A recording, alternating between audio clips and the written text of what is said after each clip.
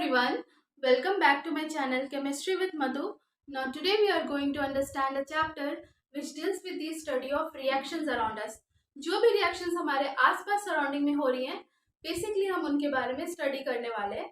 तो क्या आप जानते हैं कि there are many types of chemical reactions that are happening in our surrounding. बहुत सारे chemical reactions हमारे आसपास सराउंडिंग में हो रही हैं and including our body. मतलब जो रिएक्शन है वो नेचर में तो हो ही रही है ना. और साथ ही साथ जितने भी लिविंग ऑर्गेनिज्म है उनमें भी क्या होती है, उनमें भी केमिकल रिएक्शंस होती है. तो नेचर में कैसे आप समझ सकते हैं. For example fermentation of fruits. क्या होता है कि जब फ्रूट्स को हम बहुत देर तक अगर रख देते हैं तो एक स्वीट स्मेल आता है उसमें से, है ना. और वो स्वीट स्मेल क्यों आ रहा है, क्योंकि that fruit has been converted into alcohol. अब वो अल्कोहल में कन्वर्ट हो गया है ना. Other examples like making of dough. अगर हम आटा को गूंद के रखते हैं बहुत देर तक तो उसमें से भी क्या होता है, एक स्वीट सा स्मेल आता है. तो वो भी रिएक्शंस हो रही हैं. और other examples like रॉटन of paper, रॉटन of would, रॉटन of garbages. ये सब भी बहुत दिन के बाद उसमें भी रिएक्शंस होते हैं और वो भी अपना कुछ नया चीज़ उसमें से बन जाता है. तो इसका ये मतलब हुआ कि केमिकल रिएक्शंस हम तभी बोलेंगे जब कुछ नया चीज़ बन रहा हो. ठीक है.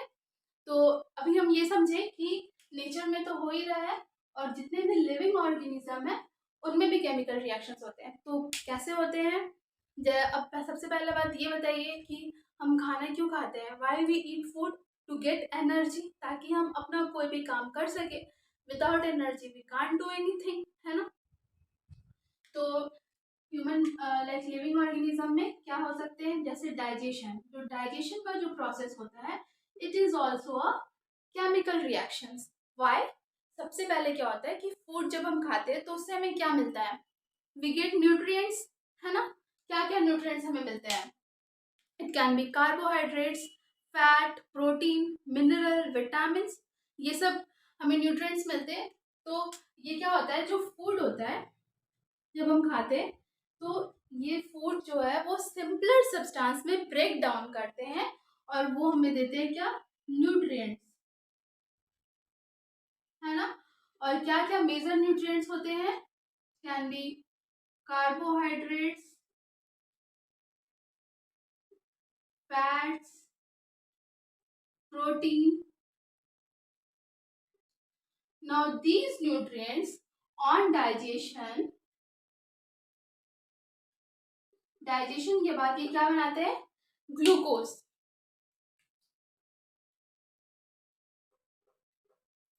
ठीक है. तो क्या होता है कि ये जो न्यूट्रिएंट्स हैं इनका फर्दर ब्रेकडाउन होता है और ब्रेकडाउन करके ये बनाते हैं ग्लूकोज. अब आप ये पूछिएगा कि देखिए यहाँ पे भी क्या हो रहा है कि कुछ नया चीज बन रहा है ना. न्यूट्रिएंट्स था वो ब्रेक डाउन करके कुछ नया प्रोडक्ट बना. तो whenever a new product is form then we say that it is a chemical reaction. तो अब आप ये समझिए कि यहाँ पे ग्लूकोज ही क्यों बनता है. इसका भी दो रीजन है. तो सबसे फर्स्ट जो मेजर रीजन ये होता है कि हमारा जो सेल है, बॉडी का सेल, वो इजिली एब्जॉर्ब कर लेता है ग्लूकोज को, इसलिए ग्लूकोज में कन्वर्ट होता है जो भी फूड है. एंड अदर इम्पॉर्टेंट रीजन ये है कि ये ग्लूकोज जो होता है वो स्मॉलेस्ट यूनिट होता है कार्बोहाइड्रेट्स का. ठीक है. तो क्योंकि हम ये भी बताएं कि इनका क्या हो रहा है, ब्रेक डाउन हो रहा है. तो ब्रेक डाउन कब तक होगा, अपने स्मॉलेस्ट, सबसे छोटा यूनिट होगा उतना तक वो टूट पाएगा. तो ग्लूकोज वही उसका स्मॉलेस्ट यूनिट होता है. नाउ डाइजेशन प्रोसेस समझ में आएगा कि it is how it is a chemical reaction. Now एक और हम समझते हैं. दूसरा है respiration.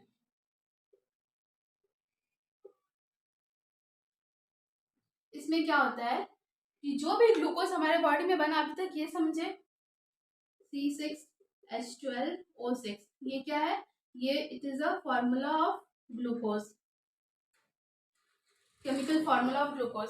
Now when this glucose reacts with oxygen, जो हमारे सेल में ऑक्सीजन हो उनके साथ रिएक्ट करता है और क्या बनाता है, gives carbon dioxide plus H2O plus ATP. अब आप बोलोगे मैम एटीपी क्या है, तो ATP is only the form of energy. यही एनर्जी है जो कि हमारा बॉडी यूज करता है ताकि हम कुछ काम कर सके, अपना कोई भी काम कर सके। तो यहाँ पे भी आप देख रहे हैं कि कुछ नया चीज बन रहा है ना। ये दोनों आपस में रिएक्ट करके कुछ नया चीज बना रहे हैं, न्यू प्रोडक्ट बन रहा है। So it is this process is also a chemical reaction. ये भी क्या है, एक केमिकल रिएक्शन हो रहा है ना। तो अब ये समझिए कि अगर मान लीजिए 1 मोल ग्लूकोज हमारे बॉडी में बनता है, ये एक डेटा है जो आप देख सकते हैं कि 1 मोल अगर ग्लूकोज हमारे बॉडी में बनता है तो वो कितना बनाता है एटीपी, वो 38 एटीपी बनाता है। ठीक है, और एटीपी क्या होता है, 1 एटीपी। ये तो बता समझ गए आप लोग कि it is a form of energy, लेकिन 1 ATP is equivalent to 7.2 kilo calorie. मतलब अगर हमारे बॉडी में 1 एटीपी बन रहा है तो उससे हमें कितनी एनर्जी मिल रही है, 7.2 किलो कैलोरी। अगर 38 बनेगी तो वो मल्टीप्लीकेशन हो जाएगा। तो this was all about like introduction of this lecture. Now the chapter which we are going to deal with is chemical reaction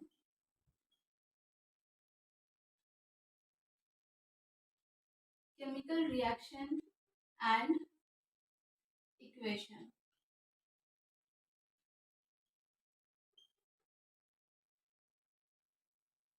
तो सबसे पहले समझते हैं कि इस चैप्टर में हम लोगों को क्या क्या पढ़ना है। तो सबसे पहले हम पढ़ेंगे कि केमिकल चेंज क्या होते हैं।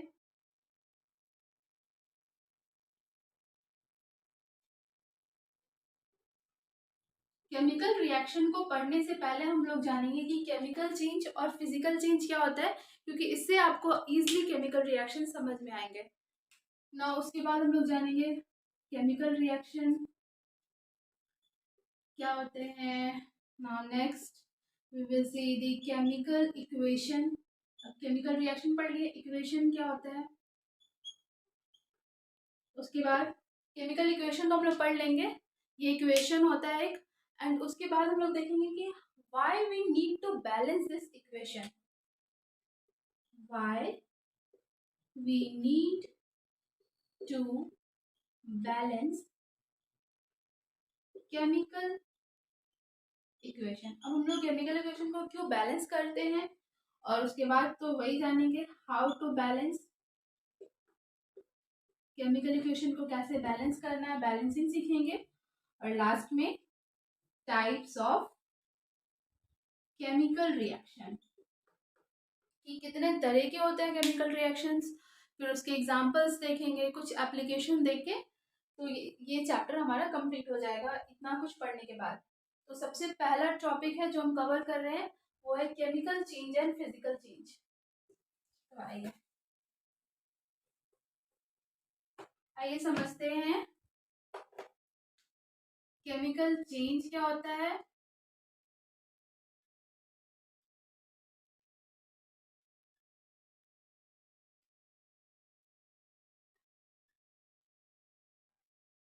इसको हम डिफरेंशिएट करके पढ़ेंगे तो ज्यादा अच्छे से समझ में आएगा।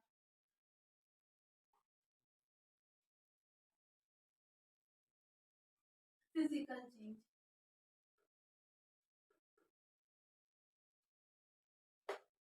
तो देखिए केमिकल चेंज वो होता है जिसमें कि कुछ भी नया चीज फॉर्म हो तो उसको बोलते हैं कि वो केमिकल चेंज दिखा रहा है। तो सबसे पहला पॉइंट क्या होगा,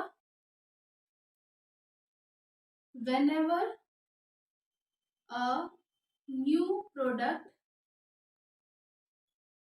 is formed we say, हम फिर जब न्यू प्रोडक्ट अगर फॉर्म करता है then we say that chemical change हो रहा है। ठीक है, और दूसरा point when the constituent particles cannot be separated. तो केमिकल चेंज क्या होता है? सबसे पहला चीज वही जो अभी स्टार्टिंग से हम समझ रहे हैं कि अगर कुछ नया चीज बन रहा है तो वो दिखा रहा है कि केमिकल चेंज हो रहा है। और दूसरा ये है कि अगर अगर मान लीजिए दो चीज को अगर हम मिला रहे हैं, रिएक्ट करा रहे हैं, तो अगर रिएक्ट करके अगर एक प्रोडक्ट बन रहा है तो वो प्रोडक्ट बनने के बाद उसका जो कंस्टिट्यूएंट पार्टिकल्स है या जिस चीज से वो बना है, वो फिर हम वहां से उसको अलग नहीं कर सकते। उसको हम ऐसे समझते हैं कि जैसे कि ए प्लस बी, एक ए और बी क्या है? रिएक्टेंट है। ये दोनों को आपस में मिलाएं तो मान लीजिए एक प्रोडक्ट मेरा ए बी बना। तो अब हम लोग जब प्रोडक्ट बन जाता है तो वहां से हम लोग ए और बी को अलग नहीं कर सकते। अगर हम लोग अलग नहीं कर सकते then we say that it is showing a chemical change. ठीक है। और अब हम समझते हैं फिजिकल चेंज क्या होता है। इसका जस्ट अपोजिट, एक तो नया चीज नहीं बनेगा इसमें, और दूसरा ये है कि कंस्टिट्यूएंट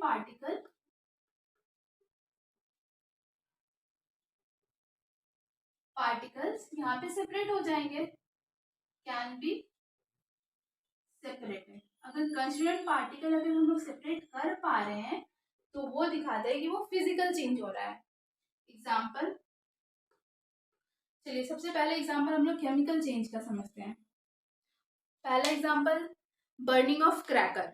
अगर हम लोग मेनली हम लोग कब दिवाली में जलाते हैं ना क्रैकर, तो क्रैकर को जैसे ही जलाते हैं तो वो एक्सप्लोड कर जाता है ना।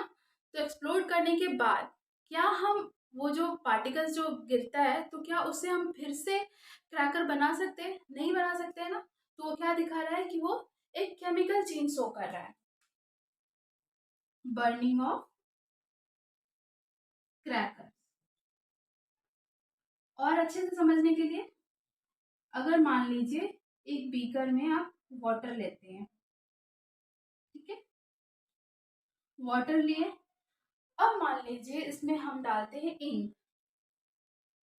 अगर हम कोई इंक डालें, मान लीजिए ब्लू कलर का इंक डालें या ब्लैक ही मान लीजिए ब्लैक कलर का इंक डाल रहे हैं, तब क्या होगा? अब देखेंगे कि ये अपने आप इस पानी में घुल जाएगा। ठीक है, वो अपने आप इसमें डिजोल्व होने लगता है विदाउट इसको स्टीयरिंग करने से। मतलब स्टीयरिंग तो करेंगे तो और अच्छे से हो जाएगा, बट बिना स्टीयरिंग के भी ये इंक जो है वाटर में डिजोल्व हो जाता है। तो ये जब जब ये डिजोल्व हो रहा है, तब डिजोल्व होने के बाद क्या अब हम डिजोल्व हो गया तो उसके बाद हम क्या वाटर या इंक को सेपरेट कर सकते हैं? तो यहाँ पे भी हम लोग सेपरेट नहीं कर सकते। तो इसीलिए हम कह रहे हैं कि ये भी क्या है, एक केमिकल चेंज शो कर रहा है। उसी तरह से जैसे शुगर सॉल्यूशन जैसे बनाते हैं, मान लीजिए जैसे गर्मी के दिन में शरबत बनाते हैं ना, तो उसमें अगर वाटर में अगर शुगर मिलाते हैं तो क्या अब शुगर मिलाने के बाद क्या हम वहां से शुगर और वाटर को सेपरेट कर सकते हैं? नहीं कर सकते हैं। तो इसलिए ये भी क्या है, केमिकल चेंज शो कर रहा है। और फिजिकल चेंज ऐसे समझिए कि separation of stone from rice. ये एक बहुत इजी सा एग्जांपल है समझने के लिए। अगर मान लीजिए राइस में कभी कभी देखिए ना उसमें स्टोन्स रहते हैं, तो उसे हम क्या करते हैं, अलग करते हैं। तो अब हम अगर मान लीजिए राइस प्लस स्टोन मिलके क्या बना रहा है, इसमें राइस भी होगा और प्लस स्टोन भी होगा। अब यहाँ से ये प्रोडक्ट जो मेरा बना, यहाँ से हम लोग क्या राइस और स्टोन को अलग कर सकते हैं ना, इजिली कर सकते हैं उसको निकाल के। तो ये क्या शो कर रहा है, फिजिकल चेंज।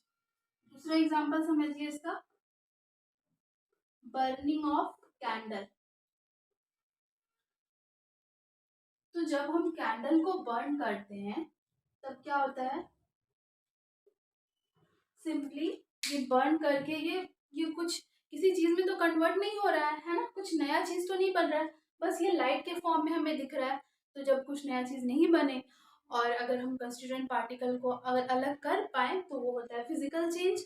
और केमिकल चेंज क्या होता है, जब कुछ नया बने और दूसरा बात कि कंस्टिट्यूएंट पार्टिकल्स को हम अलग नहीं कर पाए। Now this was all about chemical change and physical change. I hope you all have understood this very clearly.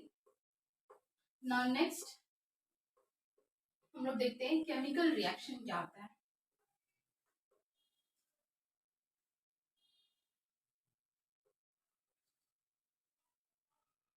लिखिए heading chemical reaction.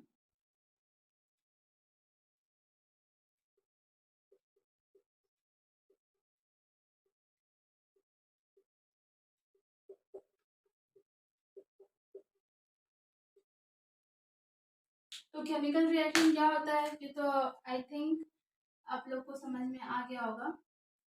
Chemical reaction occur, लिखिएगा, chemical reaction occur when one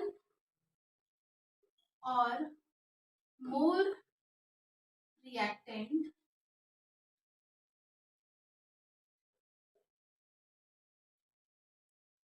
changes to one or more product। सब लोग पहले definition लिख लीजिए फिर हम समझते हैं। तो क्या बोल रहा है, केमिकल रिएक्शन तब होता है जब ए या एक से ज्यादा रिएक्टेंट चेंज करता है एक से ज्यादा प्रोडक्ट में। ठीक है, तो एक और चीज लिखिए, it result in the formation of various product, है ना। केमिकल रिएक्शन से हम लोग को बहुत सारे प्रोडक्ट्स मिलते हैं, है ना, अलग अलग प्रोडक्ट्स मिलते हैं, यूजफुल प्रोडक्ट्स मिलते हैं, है ना। तो ये हो गया केमिकल रिएक्शन। तो अब हम समझते हैं कि यहाँ बोले कि वन और मोर रिएक्टेंट, तो रिएक्टेंट्स क्या होता है वो देखेंगे, उसके बाद प्रोडक्ट क्या होता है वो देखते हैं। तो सबसे पहले लिखिए रिएक्टेंट। रिएक्टेंट वही हो गया ना भाई, जो रिएक्ट कर रहा है, जो आपस में मिल रहा है वो हो गया रिएक्टेंट। तो डेफिनेशन क्या होगा, the substance which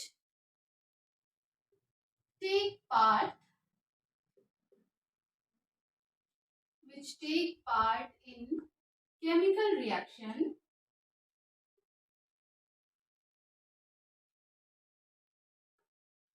and changes to product।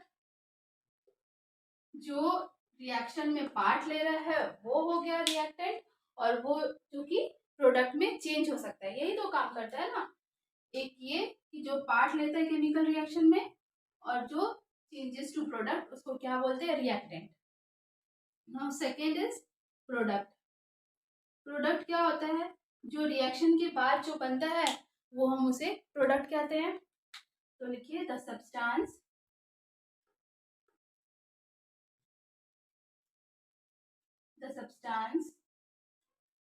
which is formed after any chemical reaction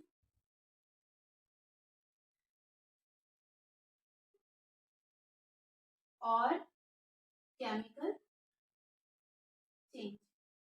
कोई भी केमिकल रिएक्शन या चेंज होने के बाद जो प्रोडक्ट, जो सब्सटेंस जो हमें मिलता है वो होता है प्रोडक्ट। तो अब ये समझिए केमिकल रिएक्शन क्या होती है और उसमें क्या इंपॉर्टेंट चीज है, रिएक्टेंट और प्रोडक्ट, वो दोनों भी समझ लिए। अब आगे देखते हैं एक और इम्पॉर्टेंट चीज, कि जैसे कि हम बताया अभी कि रिएक्शंस बहुत तरह के होते हैं। तो कुछ ऐसे रिएक्शंस होते हैं जो कि बहुत फास्ट रिएक्शंस करते हैं, जैसे कि बर्निंग ऑफ क्रैकर्स। क्या होता है, वो तुरंत जल जाता है ना, वो तुरंत जल जाता है, एक्सप्लोड तुरंत कर जाता है। उसके उसके बाद हम बताएं कि इंक वाला भी बताएं कि इंक भी तुरंत जल्दी मिल जाता है उसमें। लेकिन कुछ ऐसे भी रिएक्शंस होते हैं जो कि बहुत स्लो होते हैं। For example rusting of iron, rusting of iron, iron को सिंबल में Fe भी लिखते हैं। तो क्या होता है कि जब हम आयरन रॉड जो कि हम घर बनाने में यूज करते हैं, उसमें क्या होता है, जब उस आयरन रॉड को ऑक्सीजन के प्रेजेंस में या फिर मॉइस्चर मिलता है या फिर बाहर से एसिड मिलता है, एसिड रेन जब होता है तो वहां से एसिड भी मिला, तो ये सब से वो रिएक्ट करता है और उसके बाद उस पर एक लेयर आ जाता है, आयरन जो रॉड है उसके ऊपर एक कोटिंग आ जाता है जिसको बोलते हैं कोटिंग ऑफ आयरन। तो उसके बाद क्या होता है कि वो लेयर आने के बाद वो उसका जो पहले का जो वेट था वो अब उसका वेट बढ़ जाता है। तो इस तरह से हम बता सकते हैं कि आयरन का रस्टिंग हुआ, और वो लेयर आने के बाद वो आयरन भी होता है वो भी कमजोर हो जाता है। तो ये, लेकिन ये जो रिएक्शंस हो रहा है ये बहुत जल्दी नहीं होता है, ये बहुत टाइम लगता है इसको होने में, क्योंकि वो धीरे धीरे रिएक्ट करता है। तो उसी तरह से, और जैसे फर्मेंटेशन ऑफ फ्रूट्स होता है कि उसको बहुत दिन तक अगर हम रखेंगे तो वो अल्कोहल में कन्वर्ट हो जाता है। ठीक है, तो इस तरह से कुछ रिएक्शंस फास्ट होते हैं, कुछ रिएक्शंस स्लो भी होते हैं। तो अब लेकिन ये जो रिएक्शंस हो रहे हैं, क्या हम ये रिएक्शन देख पाते हैं अपने नेकेड आई से कि हाँ ये दोनों मिल रहा है? ये रिएक्शंस तो हम देख नहीं पाते, लेकिन फिर भी हमें कैसे पता चलेगा कि कोई भी केमिकल रिएक्शंस हो रहा है कि नहीं हो रहा है, कैसे हो रहा है? तो उसके लिए we have a following observations through which help us to determine कि chemical reaction has taken place और नॉट। तो next topic,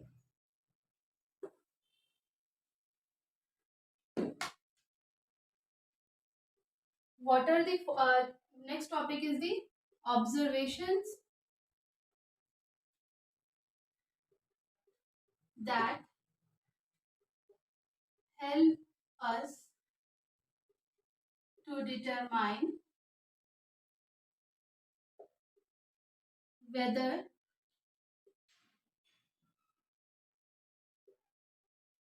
a chemical reaction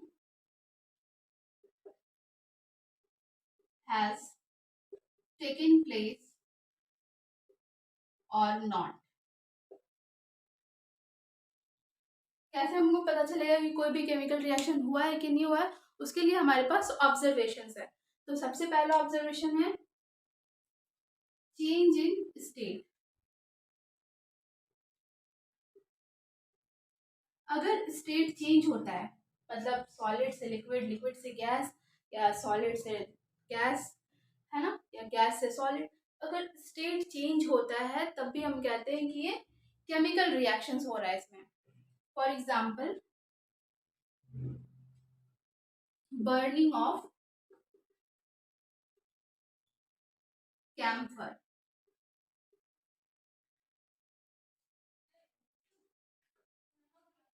क्या होता है जब हम कपूर को जब जलाते हैं तो वो क्या होता है, डायरेक्ट वो गैसियस स्टेट में कन्वर्ट हो जाता है। कपूर कैसा होता है, सॉलिड फॉर्म में रहता है, और जब इसको जलाते हैं तो वो ये सॉलिड फॉर्म से क्या हो जाता है, गैसियस फॉर्म में कन्वर्ट हो जाता है। तो ये भी क्या है, केमिकल रिएक्शन है। इसमें क्या हो रहा है, स्टेट का चेंज हो रहा है, मतलब सॉलिड से पहले अब गैस बन गया, तो हम बोलेंगे कि ये भी एक केमिकल रिएक्शन शो कर रहा है। और ये जो प्रोसेस होता है सॉलिड से लिक्विड कन्वर्ट करने का डायरेक्ट, इसको बोलते हैं सब्लिमेशन। तो ये भी लिखते हैं, sublimation is a process in which solid is changes to gaseous state. Now पहला ऑब्जर्वेशन समझ गए, अब दूसरा समझते हैं चेंज इन कलर। अगर कोई केमिकल रिएक्शन हो रहा है और उसमें अगर कलर चेंज आ रहा है, प्रोडक्ट मतलब रिएक्टेंट में कुछ और कलर था, अब प्रोडक्ट में कुछ और कलर बन रहा है, तो उसको हम भी कहेंगे कि वो केमिकल रिएक्शन शो कर रहा है। तो इसका एग्जांपल ऐसे समझिए,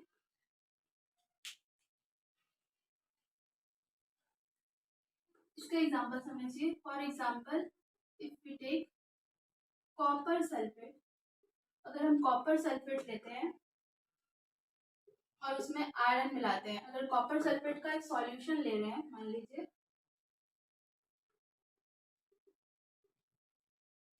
मतलब कॉपर सल्फेट तो होता है ब्लू कलर का, ठीक है, अब ब्लू कलर का होता है कॉपर सल्फेट, इसको पानी में मिलाएंगे तो क्या होगा, ये सॉल्यूशन ब्लू कलर का होगा।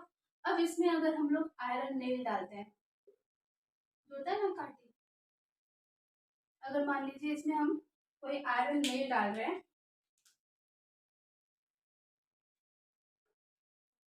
तब ये क्या रिएक्शन शो करेगा?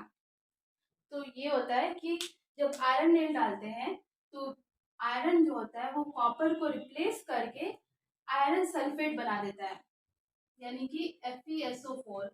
और ये जो FeSO4 बना ये ग्रीन कलर का होता है, ठीक है, और यहाँ से कॉपर निकल जाता है। बाहर, और ये ब्राउन कलर। तो ये क्या होगा ना, जब ये तो अब हम जैसे ही आयरन जेल को इसमें डालेंगे, तो अब जो सॉल्यूशन है,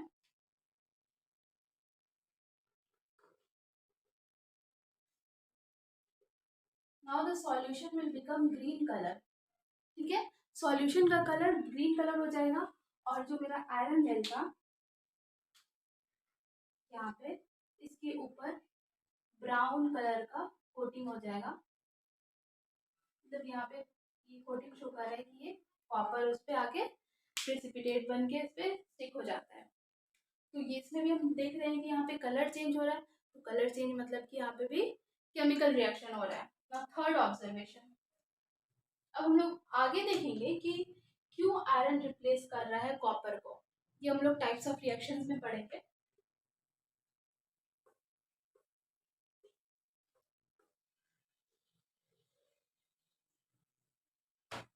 Now we will see the third observation. Third is evolution of gas. अगर कहीं भी गैस इवॉल्व हो रहा है रिएक्शन के बाद, then also we say that chemical reaction has taken place. इसका एग्जाम्पल ये हो सकता है, सपोज वी टेक HCl। अगर हम HCl लेते हैं, एक बीकर में हम 2 ml HCl ले रहे हैं। ठीक है, अब अगर इसमें हम सोडियम मेटल डालते हैं, सोडियम मेटल का जो पैलेट्स आता है पैलेट के फॉर्म में, उसको अगर हम इसमें डालेंगे तब क्या रिएक्शन होगा। बेसिकली ये रिएक्शन हो रहा है एसिड, HCl तो एसिड है, एसिड प्लस मेटल। ये आप लोग chapter metal and non metal में पढ़े होंगे कि मेटल का रिएक्शन अगर एसिड से होता है तो वो क्या बनाता है, एक तो सॉल्ट बनाता है, प्लस गैस का इवॉल्व होता है,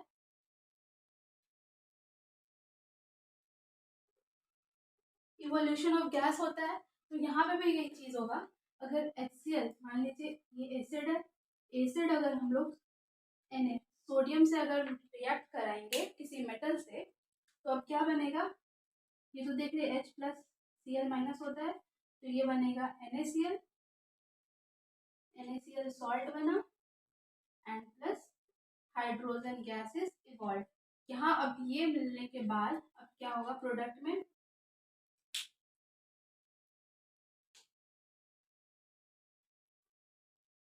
ये जो सॉल्यूशन है अब क्या हो गया, ये हो गया NaCl, और यहाँ से हाइड्रोजन गैस जो है वो बाहर निकलेगा, ये बाहर निकलेगा। और अगर आपको पता करना हो कि हाइड्रोजन गैस ही निकल रहा है कि कुछ और गैस निकल रहा है, तो उसके लिए हम लोग को क्या करना होगा, एक मैच स्टिक को, जलता हुआ मैच स्टिक को यहाँ पे लाएंगे। ठीक है, तो जैसे वो गैस के कांटेक्ट में आएगा तो वो पॉप साउंड करता है। तो ये बेस्ट मतलब पता करना हो कि हाइड्रोजन गैस वो निकल रहा है कि नहीं, तो इस तरह से हम पता करते हैं। नाउ नेक्स्ट, फोर्थ, देखिए कोई भी केमिकल रिएक्शन हो रहा है ना, तो हमें ये नहीं ना पता चल रहा है कि अच्छा ये बॉन्ड ब्रेक हो रहा है, कौन बॉन्ड बन रहा है, ये चीज़ हम अपने आँख से तो नहीं देख पाते, लेकिन हाँ ये कलर चेंज हो रहा है, गैस इवॉल्व हो रहा है, तो इस तरह से तो हम बता पा रहे हैं कि हाँ यहाँ पे केमिकल रिएक्शन हो रही है। Now fourth is change in temperature. अगर मान लीजिए टेम्परेचर में अगर चेंज आ रहा है, अगर टेम्परेचर पहले कम था अब टेम्परेचर बढ़ गया, then also we say that chemical reaction has taken place. For example, burning of methane gas. Methane gas क्या होता है, नेचुरल गैस भी होता है। ठीक है, नेचुरल गैस कैसे बनता है, from dead and decaying plants, मतलब डेड एंड डिकेइंग सब्सटेंसेस जो कि प्यूरिड होता है from millions of years ago, at high temperature and pressure पे जब उसे रखते हैं तो मीथेन गैस बनता है। ठीक है, तो बर्निंग ऑफ मीथेन गैस, मान लीजिए मीथेन गैस को ऑक्सीजन के प्रेजेंस में अगर हम बर्न करते हैं तब क्या होता है, ये बनाता है CO2 plus H2O with heat and light. Heat and light मतलब यहाँ पे देख रहे हैं कि यहाँ पे हीट, अगर इसको जला रहे हैं तो यहाँ से हीट निकल रहा है, मतलब टेम्परेचर बढ़ रहा है ना। तो here we can also say that chemical reaction has taken place whenever the temperature is changing. Now fifth one, ये last है.